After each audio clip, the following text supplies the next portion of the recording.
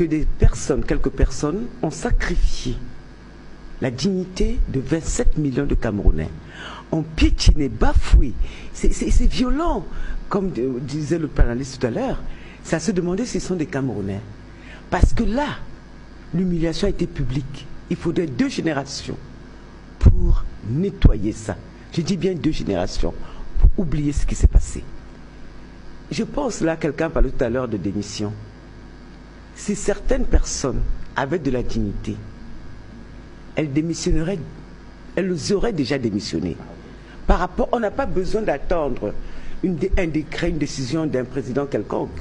Quand vous avez échoué et que vous faites le constat de votre propre échec, vous partez. Or là, on se rend compte qu'il ne bouge pas, qu'il ne présente même pas des excuses au peuple camerounais. Que fait-on avec 400 millions de francs CFA par semaine de détournement?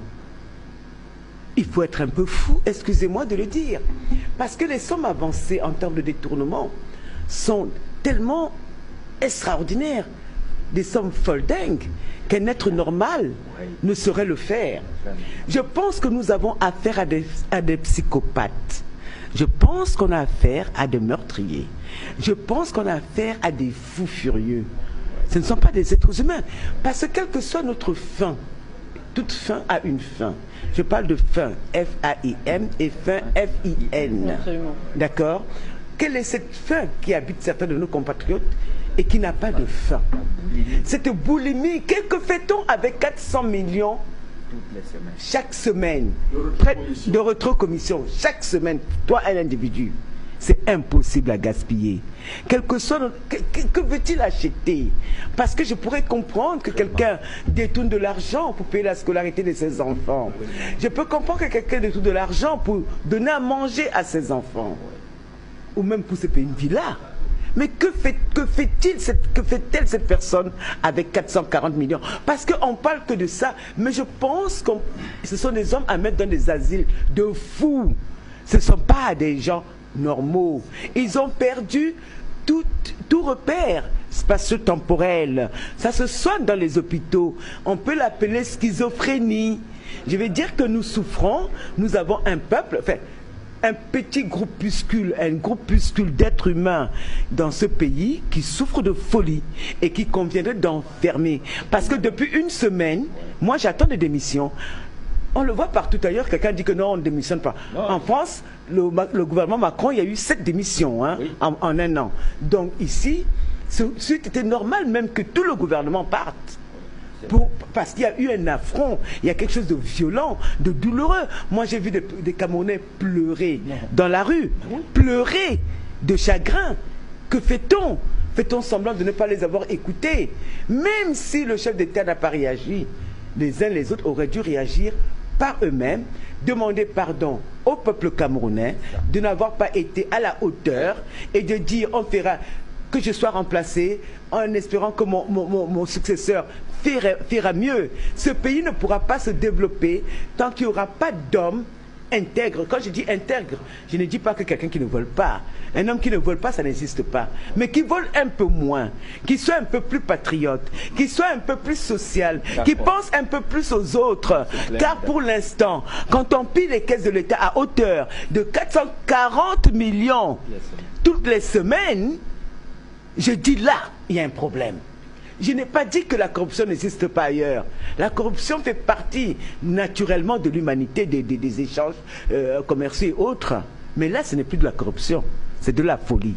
Donc moi, j'attends qu'on demande pardon aux Camerounais. Moi, j'attends que cette humiliation soit lavée. La famille.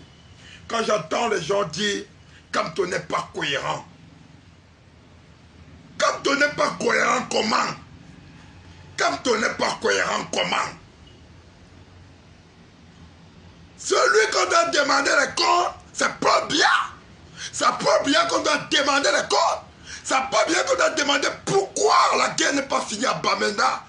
C'est pas bien qu'on doit demander pourquoi ce code électoral n'est pas révisé. Ce n'est pas comme ça. Si vous estimez que le code électoral doit être révisé, que les Camerounais se mobilisent et demandent à Paul Biya, c'est pas comme ton demander les comptes. Que les Camerounais se mobilisent, demandent à Paul Biya d'arrêter la guerre dans le Nord. Ce n'est pas Kamto. Kamto a fait polluer. Kamto a se sacrifié. Kamto a sacrifié les élections en 2020. Il n'est pas aux élections. Parce qu'il ne voulait pas faire plaisir à une minorité de personnes. Mais il a voulu laisser dans le cœur des Camerounais.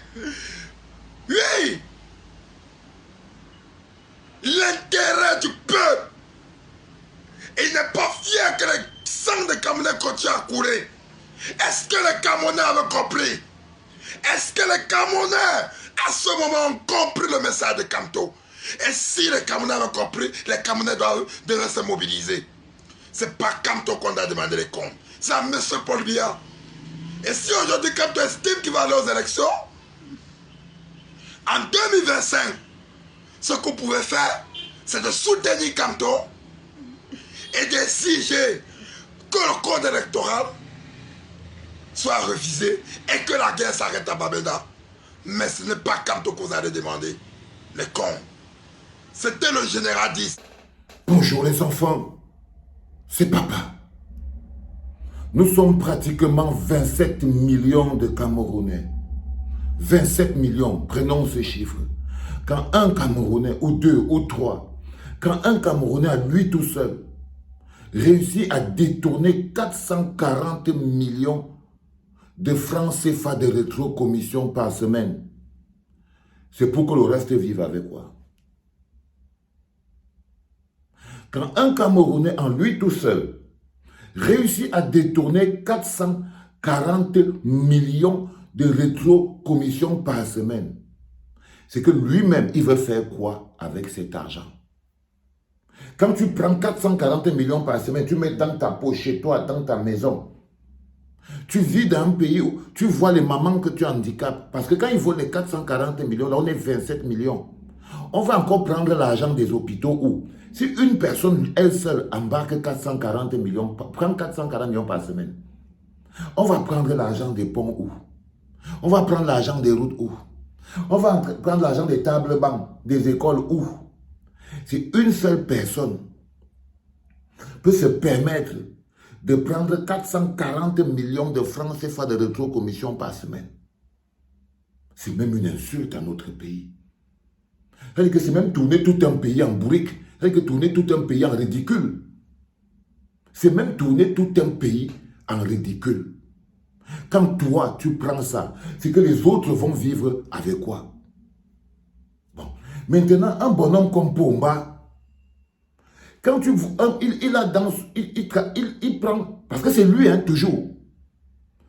Si c'était dangereux pour Pomba, si les 440 millions ne partaient pas dans la poche de Pomba, si les 440 millions là ne partaient pas servir les intérêts directs de Pomba, si les 440 millions là par semaine de rétrocommission ne fixaient pas, ne permettaient pas à Pomba de rester éternellement au pouvoir, vous croyez bien que Pomba l'aurait déjà arrêté.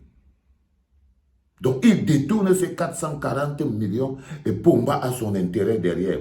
Pomba le laisse parce qu'il sait que ça l'aide. Si ça ne l'aidait pas, il n'est pas bête.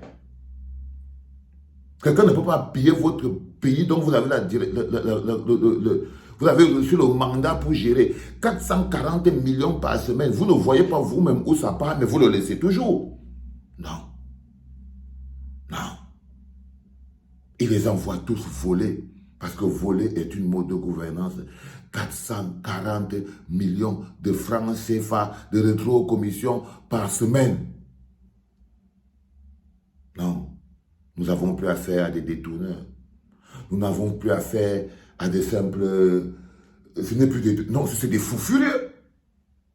Nous avons affaire à des fous furieux. Parce que pour atteindre ce niveau de kleptomanie, il faut être un fou furieux. Il faut être un fou furieux. Nous sommes 27 millions de Camerounais. 27 millions de Camerounais. Il a quoi? Il a 2 panses, il a 2 têtes, il a 4 pieds, il a 2 abdomens, il mange pour 440 millions de francs CFA. Et quand on est à l'aube du changement, des zombies se lèvent et viennent nous vendre, viennent demander à quelqu'un qui a des prisonniers à sortir de prison. Parce que quand on n'a pas le temps à perdre, il a des prisonniers politiques. Donc quand on va laisser les prisonniers politiques, tout le travail qu'il a à faire pour venir débattre avec quelqu'un dans le vent, à quoi ça lui sert? À quoi ça lui sert? Le mec, il a tellement de travail.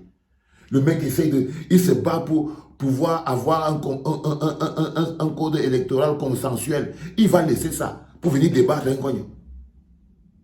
À quoi ça sert? À quoi ça sert? Si ce n'est à abrutir les masses. Non, ce n'est qu'une réponse faible de l'annonce du MK 2025. Parenthèse, balle perdue, les gars. Restons concentrés.